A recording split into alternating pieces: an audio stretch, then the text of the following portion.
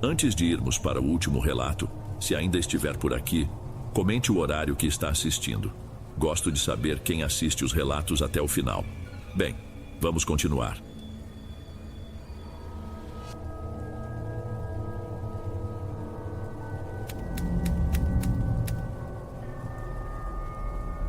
Boa noite, Dom.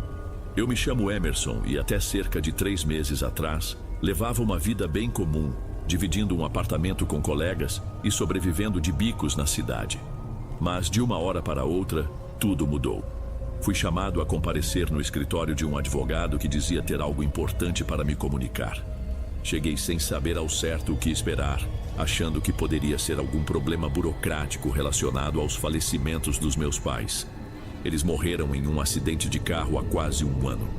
Mas, em vez disso, recebi a notícia de que havia herdado um sítio de um tio-avô de quem eu nunca ouvira falar. O advogado me explicou que esse tio-avô, cujo nome era Giovanni, vivia recluso e tinha poucos contatos com o restante da família. Segundo ele, Giovanni deixou tudo para mim por falta de outros herdeiros diretos. Descobri um pouco espantado que meus pais sabiam da existência desse parente distante, mas preferiram nunca falar dele. Não sei se havia desavenças ou algum segredo mal resolvido. O advogado também não tinha muitas informações. Apenas relatou que o sítio estava em péssimo estado e que Giovanni falecera de causas naturais meses antes, sem que ninguém se desse conta de seu falecimento por um bom tempo. Para ser sincero, eu não tinha motivos para manter o velho apartamento na cidade. Estava desempregado e sem grandes perspectivas. A ideia de recomeçar a vida em um lugar novo me pareceu estranhamente atraente. Então decidi ir até lá, ver com meus próprios olhos em que condições o sítio se encontrava e, talvez, me mudar de vez.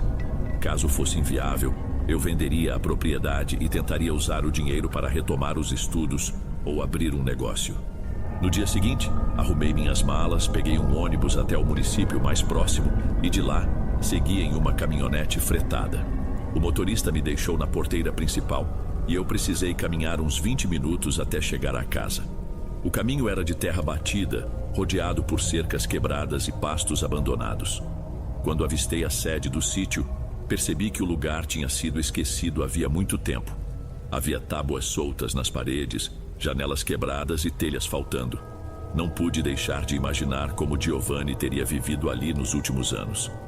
Dentro de casa, a cena não era menos desoladora. O chão estava sujo, com marcas de poeira acumulada. Logo notei que muitos móveis tinham sido deixados para trás. Abri as janelas para deixar o ar circular e fui explorando os cômodos. Encontrei um quarto que aparentava ser o do meu tio-avô.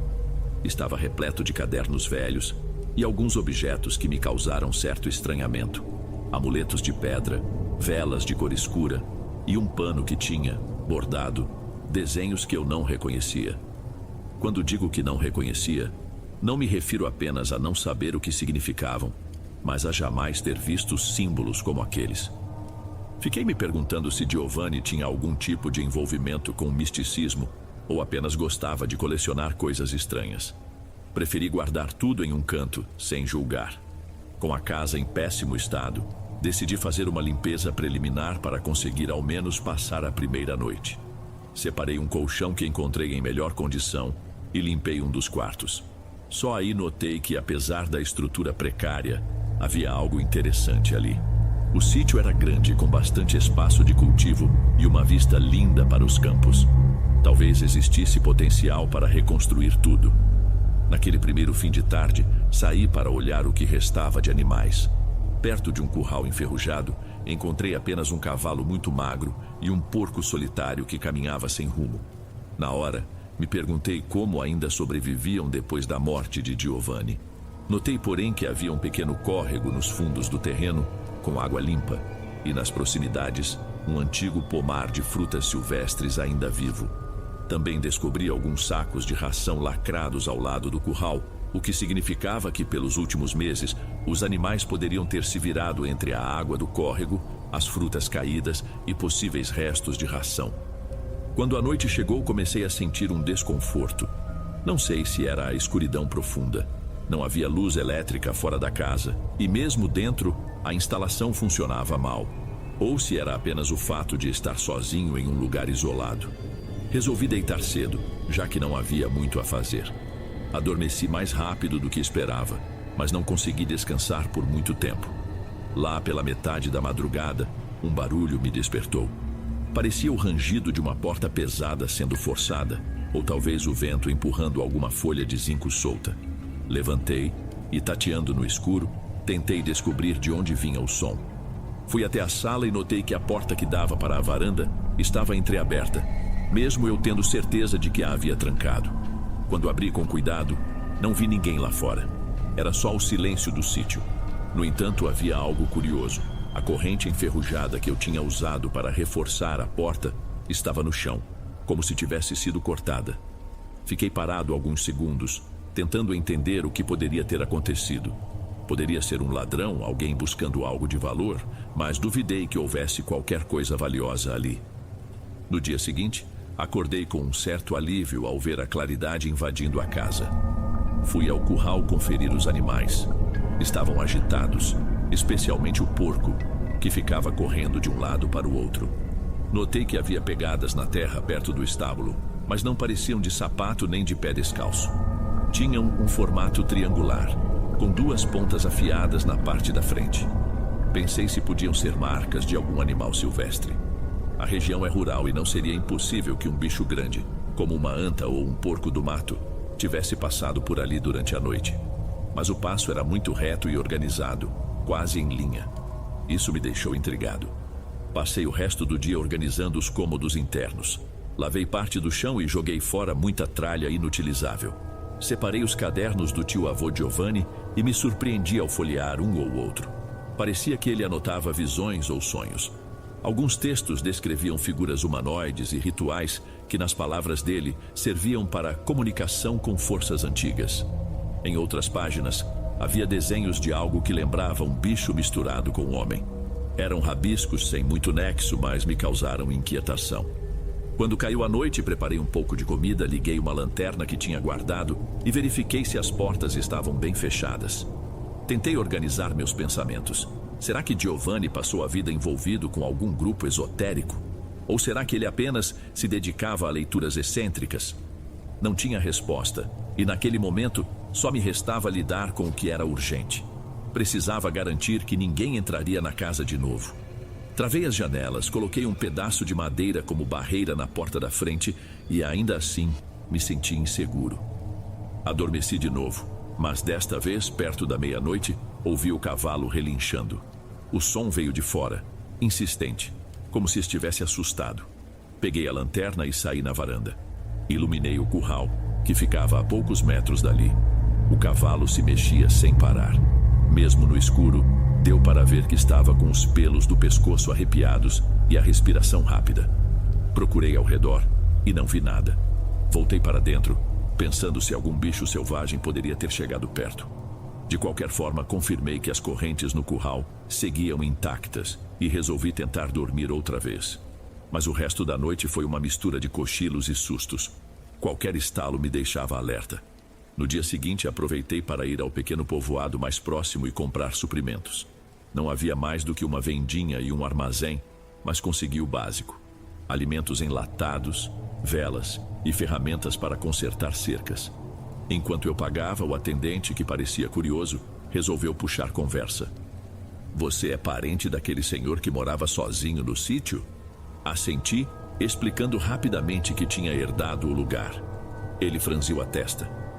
"O pessoal aqui não fala muito dele, mas sabem que aconteciam coisas estranhas por lá." Fiz um ar de quem não entende e perguntei ao que ele se referia. O homem desviou os olhos. "Não sei bem. Há quem diga que ouvia barulhos durante a noite, gente chorando ou gritando, mas nunca confirmaram nada. Bom, se precisar de ajuda, estou por aqui." Agradeci, um pouco desconcertado. Voltei para o sítio com um aperto no peito. O que afinal Giovanni fazia? E as anotações sobre rituais bizarros que eu encontrara? Tentei me convencer de que eram apenas histórias para espantar curiosos. Afinal, cada região tem suas lendas. Quando retornei, encontrei as coisas aparentemente normais, mas o ambiente seguia tenso. Aproveitei as novas ferramentas para consertar uma cerca perto do curral. Assim que comecei o trabalho, Notei movimento em meio a arbustos mais adiante. Cheguei a pensar que fosse algum lobo-guará ou outro bicho. Continuei a martelar os pregos, tentando não dar muita importância àquilo. De tempos em tempos, eu olhava e não via nada, mas a sensação persistia, como se houvesse alguém ou algum animal escondido. Pouco antes do anoitecer, decidi recolher o cavalo e o porco para uma área mais segura, prendendo-os em um espaço menor junto à casa. Joguei um pouco de ração e, enquanto os alimentava, pensei em como a vida ali podia até ser simples, mas exigia muito jogo de cintura. Desconfiava que o tio-avô vivia isolado, não apenas por escolha, mas possivelmente por medo de algo que ninguém entendia direito. À noite me tranquei, deixando a lanterna e um facão ao alcance. E foi nessa terceira noite que a coisa ficou mais séria. Acordei de sobressalto com o barulho de algo pesado batendo contra a porta da cozinha. Parecia que tentavam arrombá-la. Meu coração disparou e eu segurei o facão, sem saber se deveria gritar ou me aproximar para ver. As batidas eram espaçadas e, após algumas tentativas, pararam de repente. Fiquei uns instantes em silêncio, ouvindo apenas minha respiração e a do cavalo, que parecia nervoso lá fora. Caminhei até a cozinha, iluminando com a lanterna. A porta não tinha sido aberta, mas estava com ranhuras que não pareciam de faca nem de pé de cabra. Eram cortes irregulares, como se fossem unhas enormes ou algo afiado que raspara a madeira. Respirei fundo e comecei a questionar seriamente se havia alguma pessoa mal intencionada na região. Talvez ladrões que usassem ferramentas primitivas ou algo assim. Mas, quando abri a porta para verificar do lado de fora, vi as marcas de pegadas na terra novamente, semelhantes às que eu encontrara perto do estábulo. Tinham aquele mesmo aspecto triangular, com duas pontas na frente, reforçando minha suspeita de que não eram footprints humanas. Nos dias que se seguiram, a rotina foi marcada por uma espécie de suspense constante. Durante o dia, eu consertava aos poucos as instalações e tentava normalizar a vida no sítio. Durante a noite, ouvia ruídos. Nem sempre eram muito claros. Às vezes um grunhido distante, às vezes um farfalhar de algo grande se movendo. O cavalo se agitava bastante e tive que reforçar as paredes do curral para evitar que ele se soltasse. O porco, por outro lado, passou a ficar acuado em um canto, evitando até se aproximar de mim. Certa tarde, enquanto limpava um galpão em ruínas na parte de trás do terreno, encontrei um velho caderno embaixo de um caixote. Tinha anotações semelhantes às do quarto de Giovanni. Falava de rituais com oferendas, de formas de afastar criaturas do limiar e de um suposto pacto estabelecido há muitos anos. As páginas finais listavam animais sacrificados e datas escritas por extenso, como se fossem registros de algo macabro. Não cheguei a ler tudo. Parei porque aquilo me causou um desconforto extremo. Naquele mesmo dia, decidi buscar alguma ajuda. Telefonei para um antigo conhecido da família, o seu Raul, que morava em um município não muito longe e já tinha trabalhado com meu pai. Expliquei que eu estava sozinho em um sítio cheio de problemas. Ele se prontificou a aparecer no dia seguinte. Para minha surpresa, chegou pela manhã dirigindo uma caminhonete velha, trazendo um sorriso no rosto. Não sabia que você tinha parentesco com o tal do Giovanni. Ele comentou isso enquanto caminhávamos em direção à casa.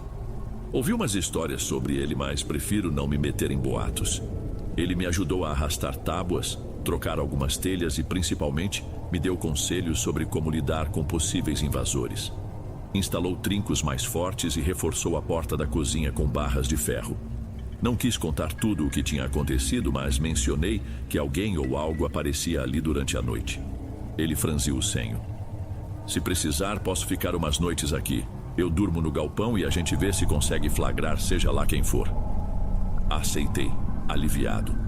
Achei que com outra pessoa por perto eu me sentiria mais seguro, mas não foi bem assim. Naquela noite, seu Raul e eu ficamos em vigília, revezando. Perto de 1h da madrugada, escutei um barulho lá fora e chamei Raul com um aceno de lanterna. Fomos até a janela dos fundos, sem fazer ruído.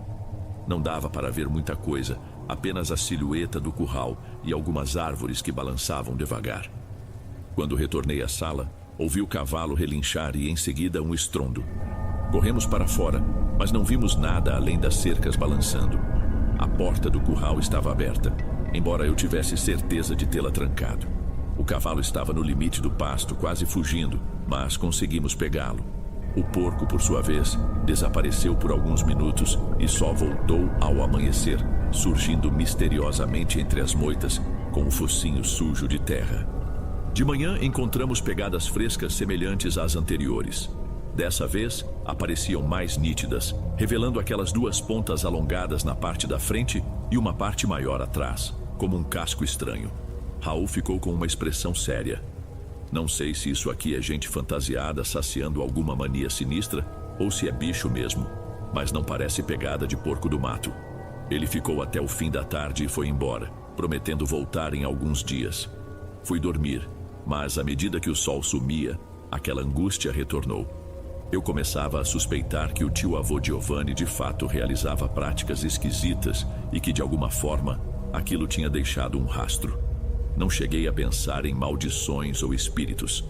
Talvez fossem pessoas que tinham algum interesse em rituais no sítio, sem se importarem em invadir à noite. Sem provas concretas, seria difícil chamar a polícia. E, para ser honesto, eu temia que, se fosse mesmo alguma coisa mais séria, as autoridades não acreditariam. A tensão só aumentou. Na noite seguinte, escutei um barulho muito forte vindo do quarto de Giovanni. Lá dentro, o que encontrei me deixou petrificado. Uma das janelas estava escancarada, mesmo eu tendo fechado tudo e o colchão revirado. Parecia que alguém tinha entrado. Sobre a escrivaninha, havia um pote de barro que eu não lembrava estar ali antes. Dentro do pote, alguma substância pastosa de cor escura exalava um odor terrível, como se fosse resto de algum animal em decomposição. Me afastei e tentei não vomitar. Passei a madrugada remoendo pensamentos sobre quem seria capaz de fazer aquilo.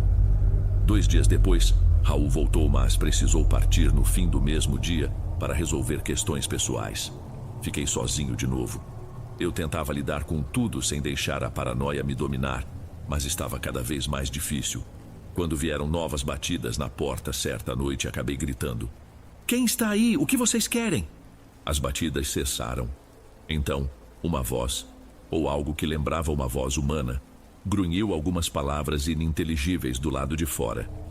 Isso me gelou o sangue, pois não era um som claro, e sim algo que roçava entre sílabas e resmungos. Permaneci quieto, trancado na sala, esperando. Depois de algum tempo, mais silêncio. No dia seguinte, vi marcas de terra na parede, como se algo estivesse encostado ali, apoiando-se enquanto tentava chegar à janela. Foi então que decidi vender tudo. Eu percebia que não tinha condições de tocar aquele sítio. Não queria ficar ali, vivendo sob um pavor noturno sem fim. E, para ser sincero, não sentia um amor especial pelo lugar. Precisava de dinheiro, precisava reconstruir minha vida em outro canto. O problema é que vender um sítio velho, distante e cheio de problemas não é tão simples. Entrei em contato com um corretor da região e pedi urgência. Ele, porém, disse que poucos se interessariam por algo no estado em que se encontrava. A solução foi colocar um preço abaixo do mercado, torcendo para que aparecesse alguém disposto a investir em reforma. Para minha surpresa, surgiu um investidor local disposto a analisar o terreno com rapidez.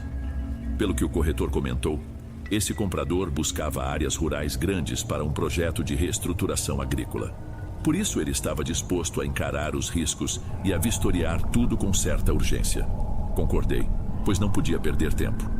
Durante esse processo, os ataques noturnos continuavam. Mesmo tentando não ficar obcecado, eu já não dormia direito. Até que, em uma madrugada, o cavalo arrebentou o curral e disparou para o mato. No meio de tanta confusão, corri atrás dele com a lanterna, mas não cheguei a alcançá-lo. Acabei indo parar em uma parte do terreno onde nunca estivera antes, envolta em vegetação densa. Lá, iluminando de forma precária, encontrei uma construção pequena feita de pedra, quase como um abrigo ou capela abandonada.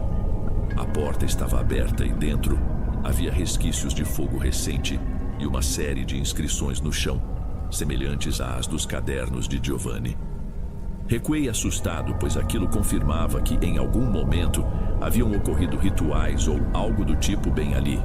Poderia ser o local onde Giovanni fazia suas oferendas? Não fiquei para investigar. No dia seguinte, Retornei com mais calma, tentando registrar tudo com meu celular, mas, por falta de sinal, a filmagem ficou péssima. Ainda assim, tirei fotos dos símbolos e do que pareciam ser ossadas pequenas, provavelmente de aves. Em um canto, vi uma corda e um pano manchado com um tom avermelhado. Também percebi ali perto algo parecido com um pequeno chumaço de pelo grosso, preso a um galho seco. Ao tocá-lo, senti um cheiro rançoso, totalmente diferente de qualquer bicho local que eu conhecesse. Depois desse achado, fiz o possível para me organizar e sair de lá. Avisei ao corretor que eu tinha pressa. Ele se esforçou e conseguiu marcar a visita do investidor para que tudo fosse concluído. Com isso, eu só precisava ficar ali por mais umas 2 semanas, tempo de finalizar a papelada. As noites seguintes foram um terror. Houve grunhidos vindos da mata, batidas constantes nas janelas e alguns ataques às paredes, sempre deixando ranhuras ou pedaços de madeira arrancados. O porco desapareceu sem deixar rastro e eu pensei tê-lo escutado guinchando ao longe. Comecei a dormir encostado na parede do meu quarto, com o facão na mão. Acordava com qualquer mínimo ruído. Sentia dores no corpo e minha cabeça estava à beira de um colapso. Chegou o dia em que o corretor me ligou dizendo que o novo comprador passaria para ver tudo antes de assinar o contrato. Por coincidência, eu estava arrumando minhas malas, esvaziando armários e até dando uma geral na casa para que ao menos parecesse menos horrível. No fim da tarde, esse comprador apareceu. Um homem de porte robusto, acompanhado de uma mulher que dizia ser engenheira agrônoma. Mostrei-lhes o terreno, tentando parecer neutro. Não menti sobre o abandono, mas omiti os fatos sobrenaturais ou estranhos. Mesmo assim, eles pareciam desconfiados da estrutura, principalmente por conta dos danos nas portas e janelas. No dia seguinte, depois que ele foi embora, encontrei um bilhete deixado na varanda. Não esqueça de avisar sobre quem habitava aqui antes. Senti um calafrio ao ler, pois não estava assinado e não sabia se tinha sido deixado pelo próprio comprador ou por outra pessoa. Preferi ignorar e fingi que não vi. No penúltimo dia, dormi praticamente nada. Havia um silêncio total ao redor, como se o sítio e a mata tivessem entrado em pausa. Não ouvi nem mesmo o som dos insetos noturnos. Tentei não ficar aflito, mas era impossível. Fui até a cozinha beber água lá pelas 2 horas da manhã. Assim que liguei a lanterna, vi pela janela, ao longe, uma figura escura próxima àquela construção de pedra. Parecia um vulto agachado, possivelmente mexendo em algo no chão. Não tive coragem de sair para conferir. Fiquei parado, estagnado, até perder de vista o que quer que estivesse ali. Voltei para a sala e me tranquei. Pensava em meu tio-avô Giovanni. Seria essa a criatura que ele descrevia em seus cadernos, ou um grupo de pessoas com quem ele tinha contato? Não chegaria a descobrir. No dia seguinte, finalizei tudo, carreguei minhas malas e deixei o sítio sem olhar para trás. Peguei um ônibus no início da tarde e fui direto para um pequeno hotel no centro do município. Dormi por lá, mas continuei perturbado. Era como se eu ainda escutasse ruídos. Uns 10 dias depois, quando já havia assinado a papelada e recebido uma parte do dinheiro, o novo dono me ligou, querendo saber sobre documentos que faltavam. Durante a conversa, ele fez questão de comentar: "Você deixou alguns cadernos esquisitos aqui. Não sei se eram do antigo dono ou seus, mas um deles descreve coisas que parecem rituais. Você quer que eu os envie?"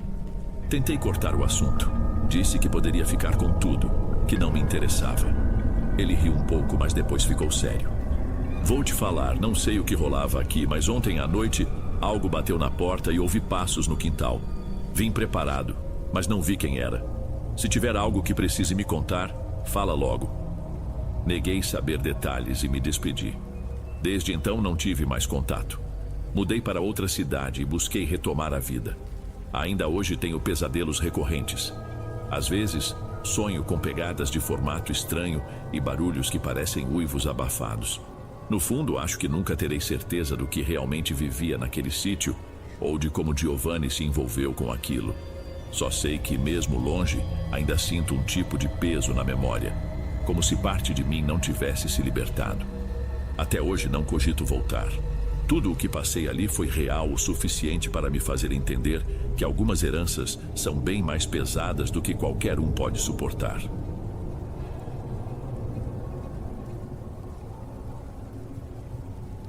Ei pessoal, obrigado por ouvirem. Clique no sininho de notificações para ser alertado de todas as futuras narrações. Lanço vídeos novos todos os dias por aqui. Espero te ver nos próximos. Agora na tela vou deixar outros 2 bons vídeos que sei que irão gostar. Te vejo por lá.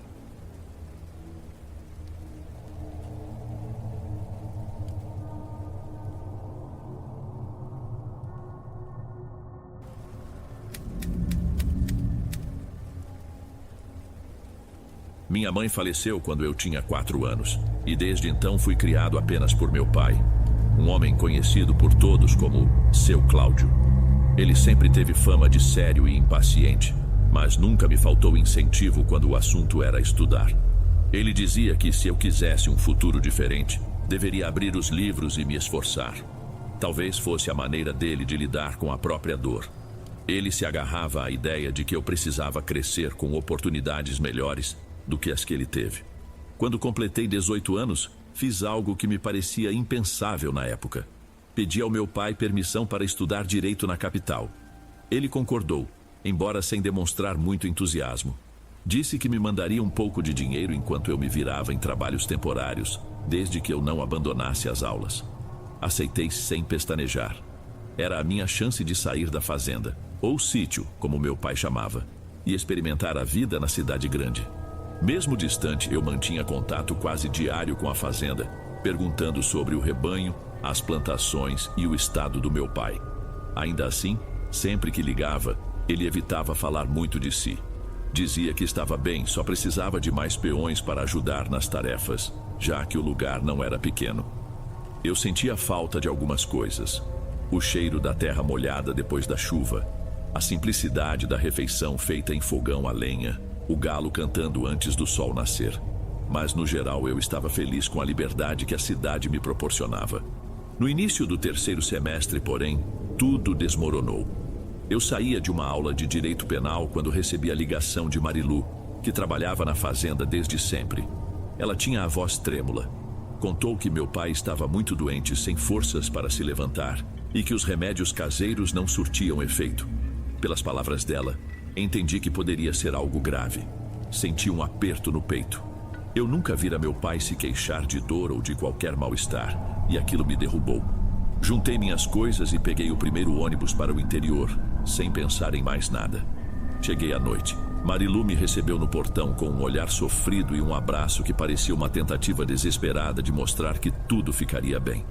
Depois de caminhar pelo quintal às escuras, entrei no quarto de meu pai e me deparei com uma cena que me marcou. Ele estava pálido, suando frio e respirando com dificuldade. Murmurou algo que interpretei como um pedido de desculpas por me tirar da faculdade. Foi a única frase que conseguiu pronunciar antes de voltar a um silêncio pesado. Nos dias seguintes, tentei convencê-lo a ir para a capital fazer exames, mas ele não abria mão de ficar ali mesmo. Dizia que, se fosse hora de partir, queria estar perto da terra dele. Nesse meio tempo, assumi uma rotina exaustiva. Acordava antes do sol para verificar o gado, conferia o que precisava de conserto, negociava dívidas que descobri guardadas em gavetas e tentava, de alguma forma, continuar estudando por conta própria. A fazenda não era pequena, mas o estado de abandono em algumas áreas me assustava. Não demorou para eu perceber que, além da doença de meu pai, havia um turbilhão de problemas econômicos. Uma tarde passei pela mercearia local para comprar alguns suprimentos e ouvi comentários sobre uma moça recém-chegada ao povoado. Falavam de seu jeito reservado, com roupas quase sempre escuras, e de como chamava a atenção por onde passava. Aquilo foi só um boato que entrou no meu ouvido sem causar grande interesse, já que eu só pensava em resolver pendências e tentar aliviar o sofrimento do meu pai. Nunca fui muito de festas ou fofocas, então deixei o assunto para lá. No entanto, o destino às vezes nos prega peças. Cerca de 3 semanas depois, houve uma festividade na região. Música ao vivo, barracas de comida, fogueira e bandeirinhas penduradas pelos postes. Pensei que poderia ser uma chance de conversar com outros produtores rurais e, quem sabe, vender algumas das vacas para saldar dívidas imediatas. Cheguei ao local e fiquei observando as pessoas dançando e rindo. Em meio àquelas luzes coloridas, avistei alguém que destoava do restante. Uma mulher alta, de vestido preto e cabelo escuro caindo pelos ombros. E lá estava eu, reparando nela com a mesma curiosidade que aparentemente ela demonstrava em relação a mim. Troquei um olhar meio sem jeito e quando tentei me afastar, ela se aproximou com um ar decidido. Apresentou-se como Aline, perguntando se eu era o responsável pela fazenda do seu Cláudio. Assenti, sem entender como ela sabia da minha vida. Ela me cumprimentou com um leve sorriso. Falou algumas frases soltas sobre como tinha se mudado há pouco tempo e logo se ofereceu para conversar em um lugar mais tranquilo. Achei aquilo tudo rápido demais, mas me senti estranhamente atraído pela intensidade com que ela falava. Acabamos nos afastando da festa e ela me levou de carro até uma estrada de terra pouco movimentada.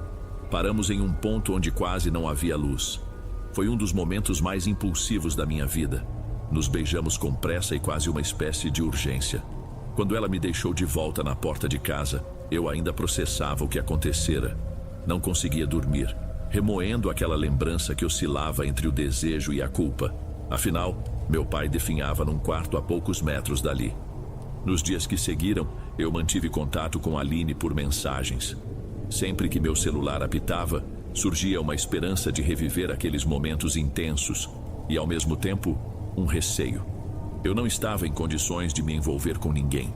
Eu precisava cuidar do lugar, cuidar do meu pai, resolver problemas financeiros e ainda lidar com a sensação de impotência diante da doença dele. Porém, ela me chamava para encontros cada vez mais ousados, em lugares afastados. Chegou até a propor visitarmos o cemitério local à noite, alegando gostar do silêncio e do clima misterioso. Era bizarro, mas de alguma forma intrigante. Até então eu não tinha motivos concretos para desconfiar dela, apenas achava tudo estranho. Apesar de ser uma proposta no mínimo assustadora, acabei aceitando. Talvez fosse o desespero de quem está atolado em afazeres e conflitos internos. Fomos então àquele cemitério pequeno com muros baixos e sepulturas antigas. Saltamos um portão semiaberto e nos acomodamos atrás de um velho jazigo. Ninguém nos viu. Cada vez que a beijava, sentia uma onda de euforia, mas logo depois me tomava uma exaustão profunda, como se eu tivesse corrido por horas. Era algo diferente de qualquer experiência que eu já tivera. Com o passar das semanas, o estado de saúde do meu pai piorou. Ele passava os dias entre febres e crises de dor que eu mal conseguia assistir sem me desesperar. Eu não tinha dinheiro para internação ou tratamento especializado, e ele se recusava a ser levado para longe dali. Nesse mesmo período, o rebanho adoeceu de forma estranha, e em poucos dias, perdi 2 vacas sem explicação plausível. Parecia que tudo ao redor estava ruindo. Marilu me ajudava como podia, mas ela mesma estava sobrecarregada. Vez ou outra, ela me perguntava aonde eu ia tão tarde, e eu mentia, inventando alguma história sobre fornecedores em outro povoado. A cada vez que me encontrava com Aline, voltava mais confuso e debilitado. Ela me sugava energia. Não sei definir melhor, mas era como se o ar ao nosso redor ficasse pesado. Mesmo assim, eu não conseguia dizer não. Ela também mudou-se para uma casa mais próxima da fazenda, argumentando que assim poderia me apoiar na rotina. Na prática, porém, sumia sempre que aparecia algum problema concreto, alegando dor de cabeça ou alguma indisposição misteriosa. Meu pai entrou em uma crise respiratória severa e o médico local foi enfático. Ou ele ia para um hospital de referência, ou as chances de sobrevivência seriam mínimas. Tentei convencê-lo de novo, e mais uma vez ele recusou, dizendo que preferia encerrar a vida onde havia começado tudo. Foi agoniante. Passei noites sem dormir, tentando resolver pendências do sítio e ainda fazendo vigílias ao lado de sua cama. Aline, por sua vez, não demonstrava grande preocupação e insistia que eu relaxasse com ela durante as madrugadas, em lugares cada vez mais sinistros. Na noite em que meu pai faleceu, senti uma dor indescritível. Era algo que deixava um rombo dentro de mim. Aline me consolou de forma fria. Chegou a sugerir que a vida é assim mesmo, que as pessoas vão embora quando chega a hora delas. Palavras que me pareceram vazias. Marilu organizou o velório simples no cemitério, com alguns vizinhos e amigos. Enterrar meu pai ali, naquele mesmo local que eu visitava furtivamente com Aline, me fez sentir uma culpa absurda. Passava pela minha cabeça que talvez eu devesse ter feito algo diferente. Deveria ter interrompido as minhas saídas inúteis e tido mais foco na saúde dele. Depois disso, os problemas continuaram se acumulando. Algumas cercas passaram a romper sem que eu encontrasse explicação. O gado ficava agitado durante as noites e rumores se espalharam de que havia algo de ruim rondando a fazenda. Eu dormia mal, acordava suando e sem ar, mas achava que era o estresse. Aline permaneceu na minha casa, argumentando que agora precisávamos estar mais unidos do que nunca. Porém, quando tentava delegar-lhe algo, ela sumia por horas. Marilu, preocupada, chamou uma conhecida dela, Dona Dirce, para nos ajudar na limpeza e na cozinha. Essa senhora chegou de repente, com poucas malas e um olhar firme. No instante em que Aline a viu, ficou tensa, reclamando de dores de cabeça devido ao cheiro de ervas que Dona Dirce queimava para purificar o ambiente. Eu não sabia se acreditava ou não nessa história de purificação, mas qualquer ajuda era bem-vinda. Ainda mais porque nos primeiros dias em que ela esteve ali, a rotina do sítio pareceu um pouco menos caótica. Certa noite, Dona Dirce me chamou para uma conversa na cozinha. Falou que sentia algo estranho pairando na casa.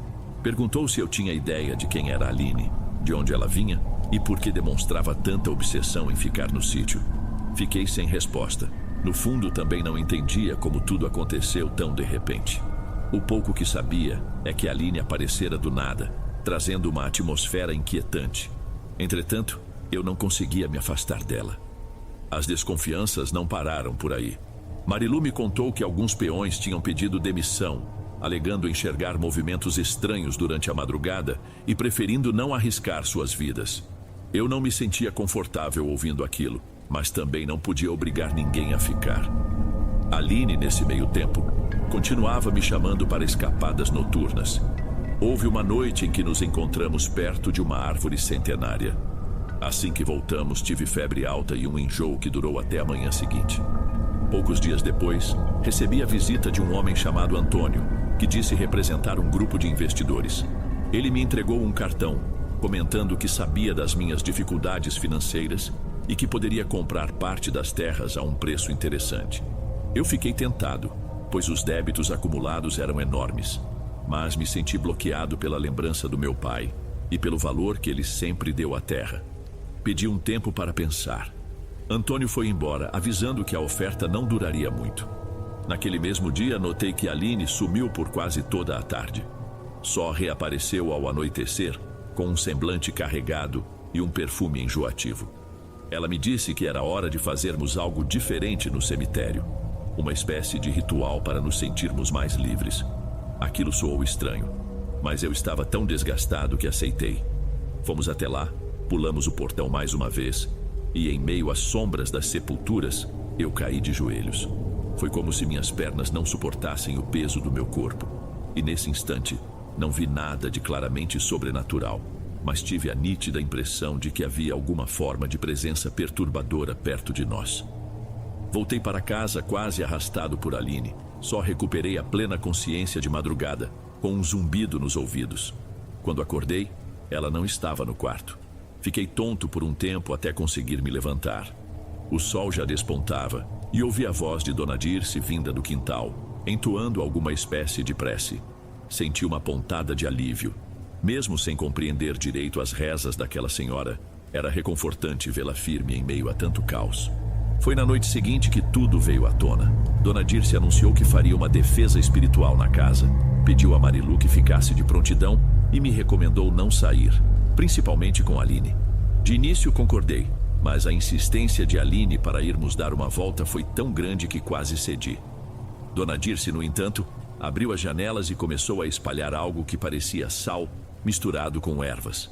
Nesse momento, Aline começou a passar mal. Primeiro sentou-se no chão dizendo que o cheiro era insuportável. Em seguida, se levantou aos tropeços, como se tentasse sair às pressas pela porta. Quando tentei ajudar, ela me empurrou e disparou palavras desconexas, que se transformaram numa confissão. Aline gritava que seu Cláudio era o pai dela, que ele havia a rejeitado no passado, ajudando a expulsar a mãe dela dali décadas antes. A cabeça dela estava tomada de ódio, mas também de dor. Ela falava de um jeito que dava para notar que não se tratava apenas de vingança financeira. Havia um desejo de causar destruição total, de ver o sítio ruir e, se possível, sugar o meu futuro junto. Fiquei paralisado, sem conseguir reagir. Dona Dirce e Marilu intervieram. Enquanto a senhora erguia um objeto parecido com um pequeno crucifixo de madeira, Aline cambaleava, cuspia palavras ofensivas e soluçava. Foi nesse instante que entendi a extensão daquilo tudo. Meu pai, já no fim da vida, nunca teve coragem de me contar que eu tinha uma meia-irmã. E ela, impulsionada pelo rancor da mãe, planejou cada detalhe para se aproximar de mim, ganhar minha confiança e afundar a fazenda. Arranjei forças para agarrar o braço de Aline e conduzi-la até a porta da sala. Ela resistia, mas estava fraca. Jogou algumas malas no chão, pegou apenas 2 bolsas e saiu sem olhar para trás. Acompanhei, sem dizer nada, enquanto ela desaparecia na estrada de terra empoeirada. Voltei para dentro com as pernas tremendo. Dessa vez, não era exaustão por beijos proibidos ou encontros clandestinos. Era o choque de descobrir que eu havia tido uma relação íntima com alguém do meu próprio sangue, ainda que sem saber. Dona Dirce continuou suas orações pela casa toda. Deixou velas em pontos estratégicos, defumou os cômodos e pediu que Marilu e eu colaborássemos mantendo a ordem e os rituais de limpeza. Nos dias que se seguiram, evitei sair à noite e dediquei-me a reorganizar as contas. Aos poucos, meu corpo começou a se recuperar de uma fadiga que eu nem sabia que poderia sumir. A febre cessou, as dores de cabeça diminuíram e até o gado pareceu mais calmo. Foi como se um peso tivesse sido retirado de sobre nós. Antônio, o homem que queria comprar parte do sítio, voltou para me pressionar. Queria resposta imediata. Olhei para o local, ainda bagunçado e cheio de débitos, mas percebi que aquele lugar carregava a memória de meu pai e da minha infância. Não consegui vender. Ele foi embora meio contrariado, dizendo que poderia haver outras ofertas. Pensei comigo mesmo que, se fosse para recomeçar, que fosse ali mesmo, de forma honesta e sem me desfazer por completo do sonho que meu pai teve para mim. Com a limpeza espiritual diária de Dona Dirce e a ajuda de Marilu, a fazenda começou a respirar. Organizei um mutirão para consertar as cercas e encaminhei alguns animais para a venda, resolvendo as dívidas mais urgentes. Em questão de semanas, o ambiente ganhou uma nova vibração. Ainda faltava mão de obra, mas alguns peões voltaram quando souberam que aquela estranha presença não estava mais rondando a casa. No segundo mês após a saída de Aline, senti vontade de visitar o túmulo do meu pai. Fui até lá com um nó na garganta, mas agora sem pânico. Fiquei olhando para a terra ainda recente e falei em voz baixa que, apesar de tudo, eu o amava e estava cuidando do sítio.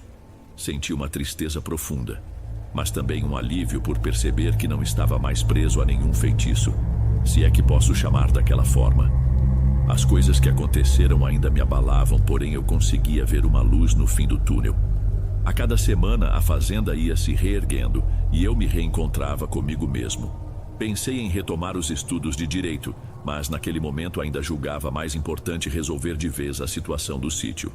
Recebi um outro comprador interessado, mas a proposta era mais justa e me permitiria manter a maior parte das terras. Analisei a fundo e, depois de muita reflexão, decidi vender só uma pequena porção para quitar as dívidas definitivas. Ficou um território bem menor, mas suficiente para que eu pudesse investir em novos cultivos e manter o gado.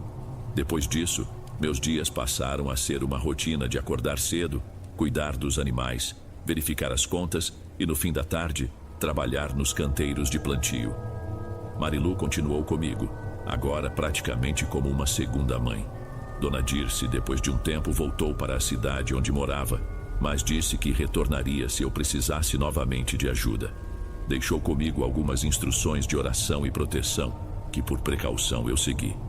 Não voltei a ver Aline. Houve boatos de que ela foi para outra região, mas nunca procurei confirmar. Ainda hoje sinto um misto de náusea e amargura ao lembrar de como quase fui destruído por aquele rancor acumulado por anos a fio. O que me consola é saber que agora as coisas estão em ordem e que talvez eu possa retomar meus sonhos interrompidos.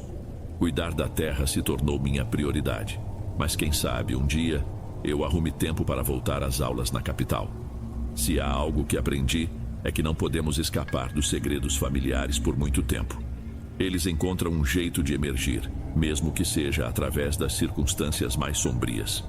Por enquanto sigo aqui, terminando estas linhas no final de uma tarde silenciosa, com o sol se pondo atrás dos morros. Na varanda, sinto de leve a brisa passando e observo o gado pastando. Marilu me chama para o jantar e eu vou com o coração mais tranquilo, mesmo carregando cicatrizes que não apagam. A fazenda continua de pé, diferente e reduzida, mas viva, e eu continuo com o propósito de honrar a memória de meu pai da melhor maneira possível, livre de qualquer sombra que tentou se instalar por aqui.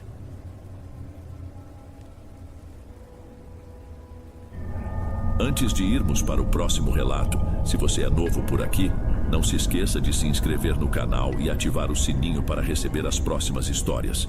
Sua presença é importante e seu apoio é essencial. Bem, vamos continuar.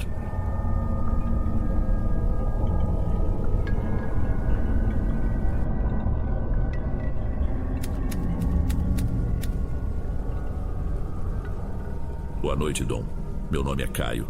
Eu sempre tentei levar a vida de forma prática, mas alguns acontecimentos na minha infância acabaram moldando minha maneira de enxergar o que chamam de inexplicável.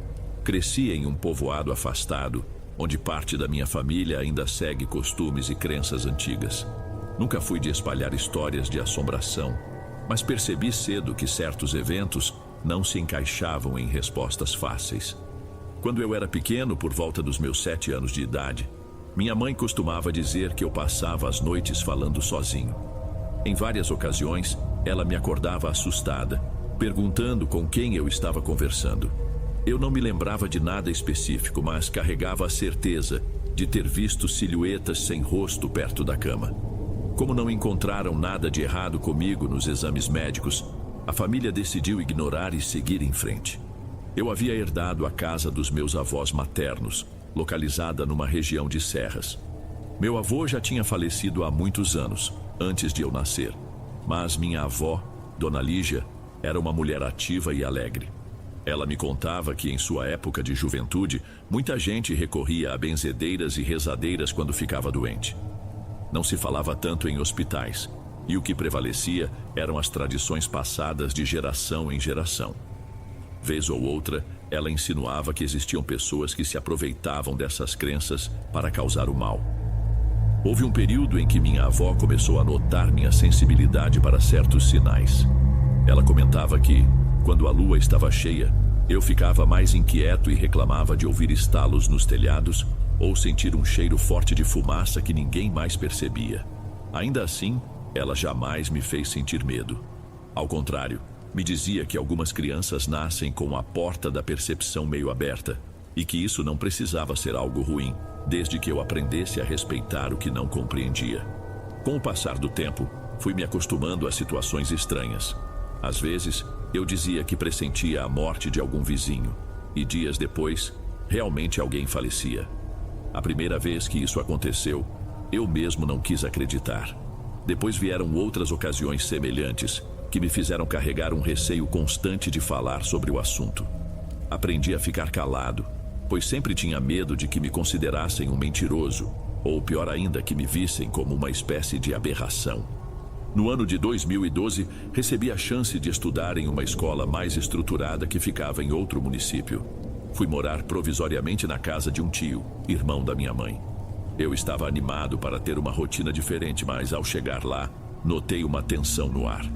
Dizia-se que, nos arredores, haviam aparecido animais mortos de forma estranha, sem vestígios claros de ataque de predadores. Algumas pessoas rezavam no início da noite e evitavam ficar na rua depois de certo horário. Minha prima Clara, de 14 anos, me dizia que na semana anterior à minha chegada, uma senhora desconhecida havia batido na porta procurando remédio para a dor. Só que ao atender, ela não encontrou mais ninguém. Havia apenas um leve cheiro de queimado do lado de fora. Naquele período, as noites pareciam mais silenciosas do que o normal. A sensação de insegurança começou a me perturbar. Em uma madrugada, por volta das 2 horas, ouvi um barulho seco próximo à janela do quarto em que eu dormia. Levantei devagar e tentei olhar pela fresta.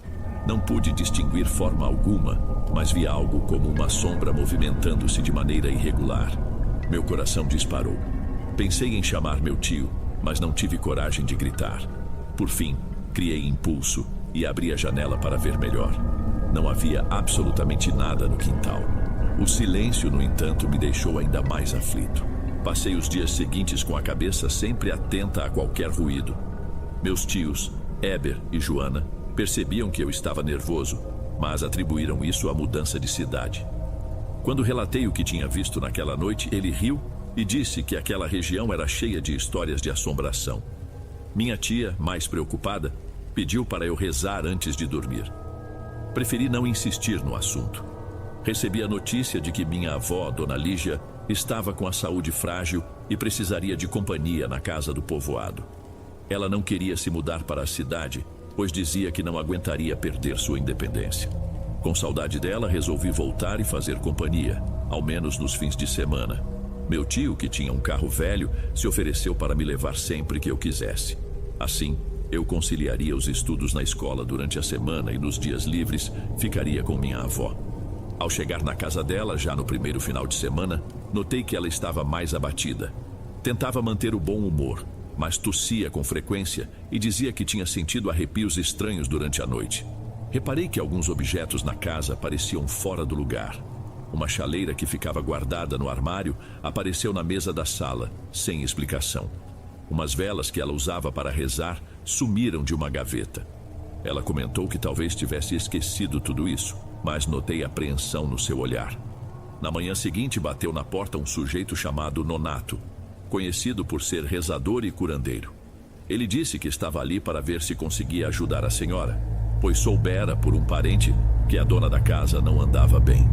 Minha avó agradeceu a visita, embora tivesse um olhar de desconfiança, como se perguntasse quem teria contado sobre sua saúde.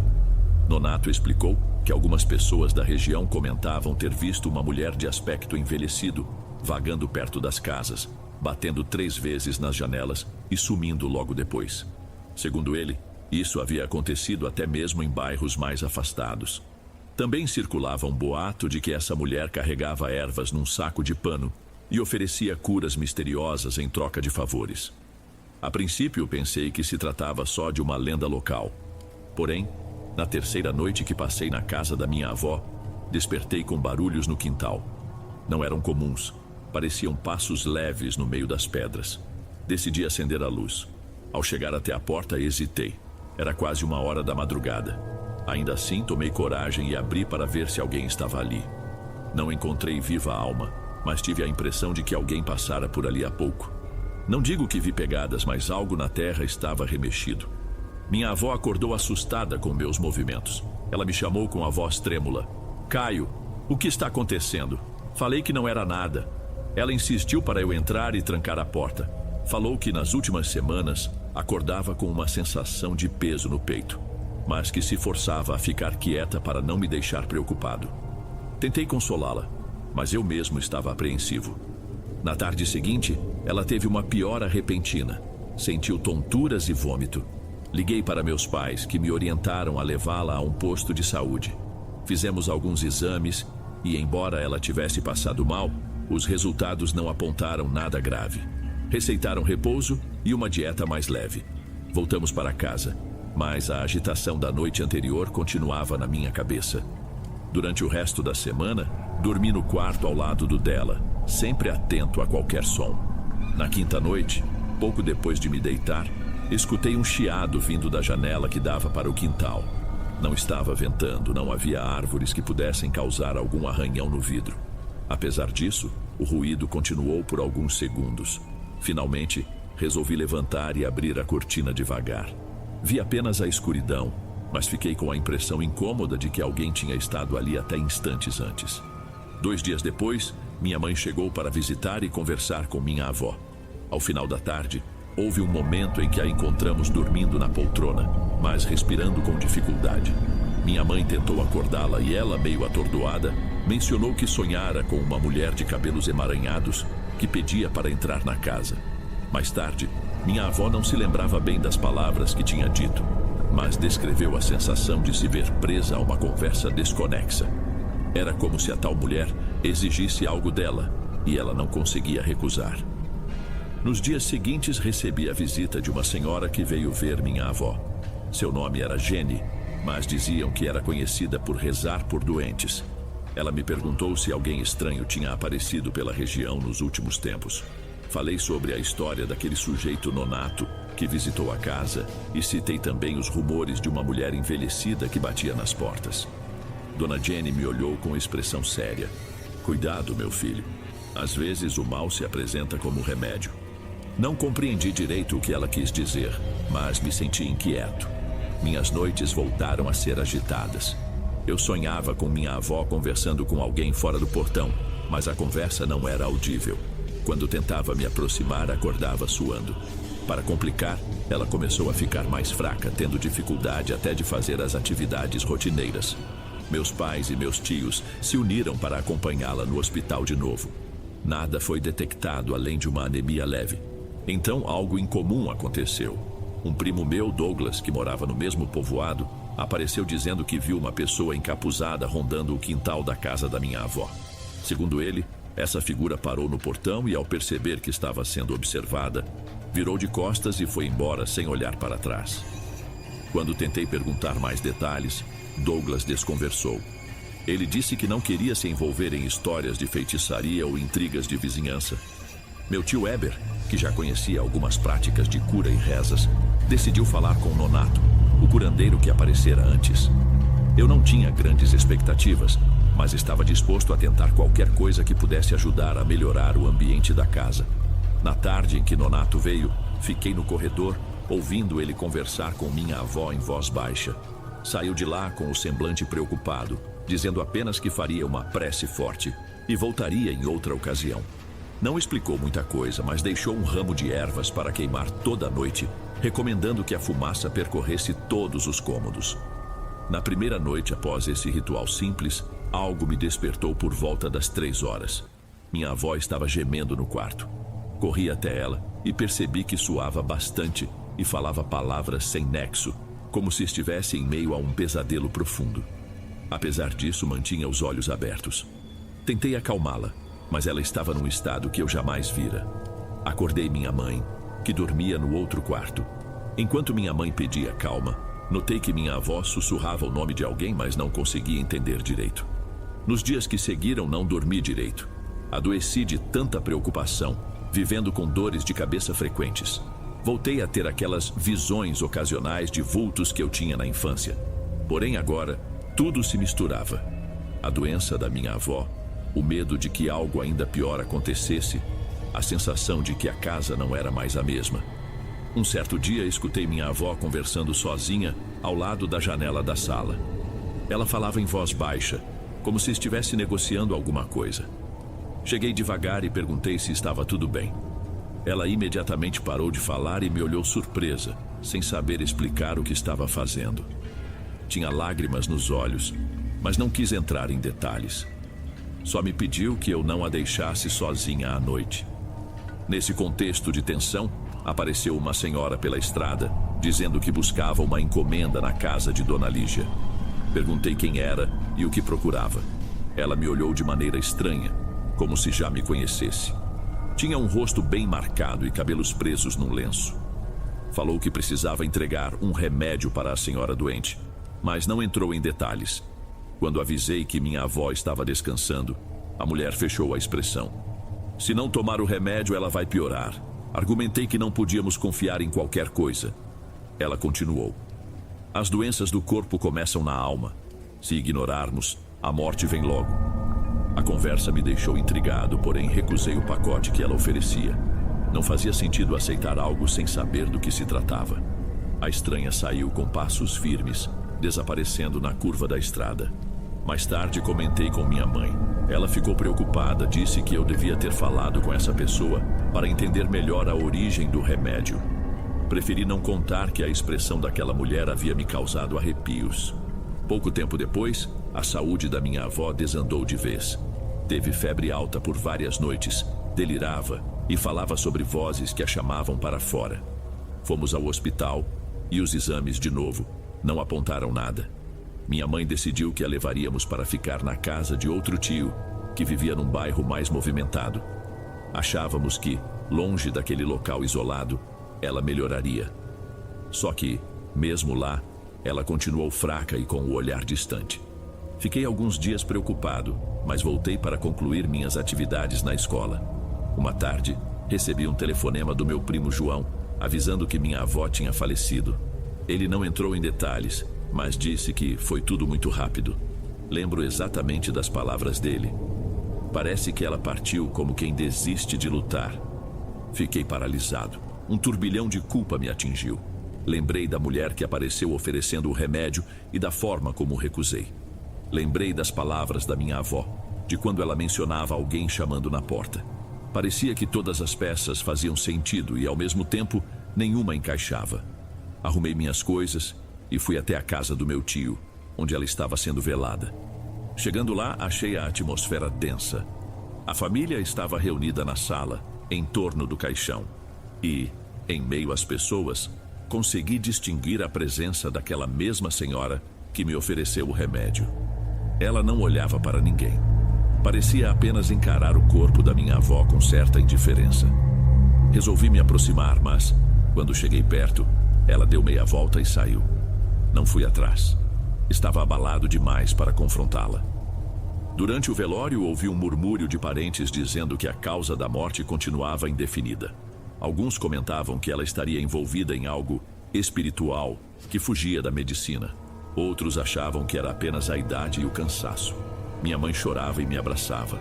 Em certos momentos, senti como se faltasse ar, como se houvesse algo naquela sala que me empurrava para longe. Pensei que fosse apenas o luto. O enterro aconteceu na manhã seguinte. Não vi mais sinal daquela senhora estranha. Mesmo assim, não consegui tirar a imagem dela da cabeça. Ficava me perguntando se minha avó teria escapado desse destino se eu tivesse aceitado o remédio.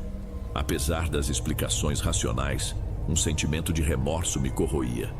Voltei para casa sem ânimo. Passei a ter sonhos recorrentes em que via minha avó me chamando para perto de um riacho. Mas antes que eu alcançasse sua mão, alguém surgia atrás dela, impedindo que eu a tocasse. Acordava com o coração acelerado. Em certa madrugada tive um pesadelo tão vívido que precisei levantar e tomar água para me acalmar. De repente, ouvi 3 batidas secas na porta. Fui verificar com a lanterna do celular, mas não encontrei ninguém. Conversei com Nonato e pedi que ele me ajudasse a entender o que estava acontecendo. Ele me recebeu na varanda da casa dele, onde guardava vários ramos de ervas pendurados. Falei abertamente sobre a tal mulher, a forma como ofereceu o remédio e como minha avó morreu logo depois. Ele ficou em silêncio por alguns instantes até dizer: Caio, há pessoas que acreditam que o mal se estende de geração em geração. Toma cuidado para não herdar algo que sua avó estava enfrentando. Aquela ideia me chocou. Perguntei o que eu deveria fazer. Ele sugeriu uma proteção com orações e defumações, mas ressaltou que cada um precisa, no fundo, encontrar sua própria força para enfrentar o que não entende. Algum tempo se passou. Tentei seguir a vida normalmente, mas meus sonhos continuaram perturbadores. Comecei a sentir dores de cabeça constantes, como se algo apertasse minhas têmporas. Resolvi me distrair, passeando pela rua, conversando com amigos, mas sempre com um desconforto pairando ao redor. Foi em uma dessas noites, enquanto voltava para casa, que avistei uma figura parada perto do portão. A rua estava mal iluminada. Parecia alguém vestido com roupas gastas. Senti meu corpo travar. Quando cheguei mais perto, não havia ninguém ali. Meu tio Eber percebeu meu estado de tensão e decidiu me levar a uma mulher chamada Iara, que muitos chamavam de benzedeira. Ela morava numa casa simples, próxima a um riacho, e atendia gente de vários lugares. Relatei a ela tudo o que vinha acontecendo. Iara pediu para segurar minha mão e fechou os olhos. Não me disse nada de extraordinário, apenas que eu guardava um pesar que servia de convite a influências negativas. Sugeriu que eu participasse de uma reza na beira do riacho, onde ela costumava fazer suas orações. Um dia antes de irmos, tive um sonho estranho. Vi minha avó em um ambiente claro, quase vazio, e ela apontava para o meu peito, como se quisesse me lembrar de algo importante. Acordei e me peguei repetindo mentalmente as palavras que ela usava quando me confortava na infância. Parecia que a presença dela ainda existia, de alguma forma, tentando me dar forças. Na manhã marcada, caminhamos até o riacho. Yara espalhou algumas folhas sobre a água e pediu que eu respirasse fundo, pensando na minha avó e pedindo perdão por qualquer falha. Fiz o que ela sugeriu, me sentindo um pouco estranho, mas esperançoso. Não houve nenhum fenômeno extravagante, apenas um clima de tranquilidade que não sentia havia semanas. Ainda assim, eu olhava para as margens das árvores, como se esperasse ver alguém ou algo escondido. Nas semanas seguintes comecei a melhorar. Os pesadelos diminuíram, as dores de cabeça se tornaram menos frequentes. Passei a entender que boa parte do meu sofrimento era alimentada por culpa e medo. Foi nesse período que Yara me esclareceu que, em muitos casos, acreditamos que existe um poder maligno fora de nós, mas nem sempre consideramos o que nutrimos por dentro. Ela não afirmava que não havia nada de sobrenatural, apenas me encorajava a não me entregar à obsessão. Aos poucos, a memória da minha avó foi se tornando uma fonte de conforto, em vez de um gatilho de tristeza. Apesar das lembranças daquela senhora misteriosa, passei a encarar a possibilidade de que boa parte do que aconteceu pudesse ter uma explicação menos fantástica. Talvez os boatos, a fragilidade da saúde, o desespero por uma cura rápida e o meu próprio dom de enxergar sinais tenham criado um cenário confuso. Ainda assim, não consegui descartar totalmente a ideia de que havia algo além do que meus olhos podiam ver. Hoje procuro manter meu equilíbrio. Cuido da casa que era da minha avó, sem deixar de lembrar dos ensinamentos dela. Conservo algumas rezas que aprendi de gente como Nonato e Yara, mas não vivo obcecado tentando provar se existem ou não forças ocultas. Há noites em que penso ouvir algum ruído estranho no quintal, mas respiro fundo e sigo minha vida. Dentro de mim ainda carrego aquela sensação de que perdi a chance de salvar minha avó ao recusar a ajuda oferecida pela mulher estranha. Porém, se existe algo que essa experiência me ensinou, é que nem sempre as respostas vêm de fora. Às vezes, o que precisamos é aceitar a nossa própria consciência e aprender a lidar com o que não entendemos, sem deixar o medo controlar cada passo.